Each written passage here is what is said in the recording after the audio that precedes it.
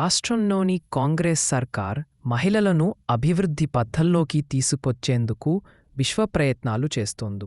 అనేక విప్లవాత్మక సంస్కరణలు. ఇప్పటికే మహిళలకు ఆర్టీసీ బస్సుల్లో ఉచిత ప్రయాణం కల్పించింది సీఎం రేవంత్ సర్కార్. తెలంగాణలో 1 కోటి మంది మహిళలను కోటీశ్వరులు చేయడమే లక్ష్యంగా ముందుకు సాగుతోంది. ఎన్నికల్లో ఇచ్చిన హామీ మేరకు ప్రతి మహిళకు నెలకు ₹1,500,000తో పాటు వివాహం సమయంలో కళ్యాణలక్ష్మి, షాదీ ముబారక్తో పాటు తులం బంగారం ఇచ్చే కార్యక్రమాన్ని త్వరలో ప్రారంభించనుంది. అయితే వీటికంటే ముందు మహిళల కోసం సీఎం రేవంత్ మరో సంచలన నిర్ణయం తీసుకున్నారు.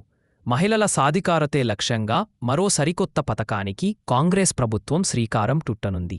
ఈ మేరకు రాష్ట్రంలోనే తొలిసారిగా సంగారెడ్డి జిల్లాలో పూర్తిగా మహిళలతో నిర్వహించబడే పెట్రోల్ బంకులను ఏర్పాటు చేస్తోంది. ఈ మేరకు ప్రణాళికలు సిద్ధం చేస్తోంది. మొదటి దశలో పైలట్ ప్రాజెక్ట్ కింద 5 నియోజకవర్గాల్లో ఈ బంకులు ప్రారంభం కానున్నట్టు సమాచారం. ఆ తర్వాత దశలవారీగా రాష్ట్రం మొత్తం వ్యాపింపచెయ్యాలని సీఎం రేవంత్ సర్కార్ ప్లాన్ చేస్తుంది. ఈ పథకానికి 20 నుంచి 30 ఏళ్ల మధ్య ఉన్న మహిళలు అర్హులుగా ప్రకటించింది.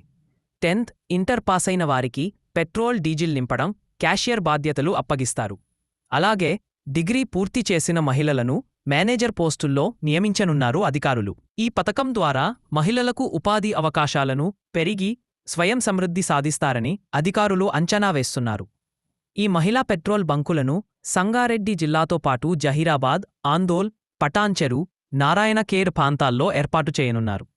మరో 15 రోజుల్లో ఇవి అందుబాటులోకి రానున్నాయని కాంగ్రెస్ ప్రభుత్వం చెప్పుతోంది. ఈ మేరకు పెట్రోల్ బంకుల వివరాలను తెలంగాణ కాంగ్రెస్ తన అధికారిక ఖాతాలో పోస్ట్ చేసింది. ఈ పెట్రోల్ బంకులను Indian oil corporation of India సహకారం, భాగస్వామ్యంతో ఏర్పాటు చేయనున్నారు. ఒక్కో బంకు ఏర్పాటుకు 2 కోట్ల వరకు ఖర్చు అవుతుందని సమాచారం.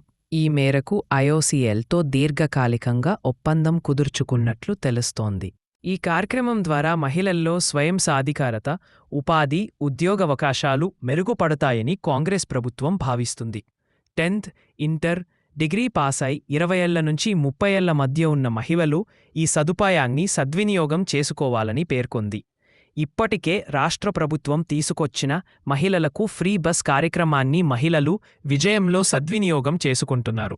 ఈ ఫ్రీ బస్ పథకాన్ని మరింత బలోపేతం చేసే దిశగా ప్రభుత్వం అడుగులు వేస్తుంది. ఈ మేరకు కొత్తగా మరో 2000 బస్సులు ఏర్పాటు చేయాలని భావిస్తుంది. ఇలాంటి మరెన్నో వీడియోల కోసం మా ఛానల్ని సబ్స్క్రైబ్ చేయండి.